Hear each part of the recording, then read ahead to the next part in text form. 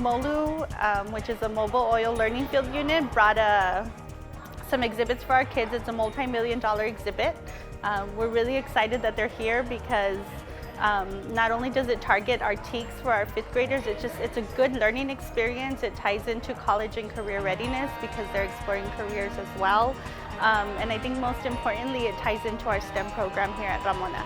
We're just giving the kids an understanding of how oil and gas started to how it works, what are key priorities of it, safety, how the drilling aspects, completions, production, and then like what the final product is, where it goes, how it works into your day-to-day life, just a general understanding of oil and gas for the kids. Oh, I like this one. They're excited, they're motivated, they're excited to learn, and then just working with their partners and the collaboration is great as well.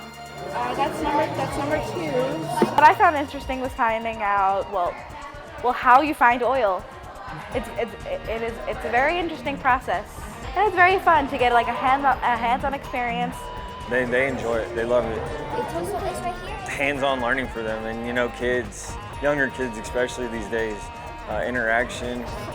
These are deep, and these are more like shallow.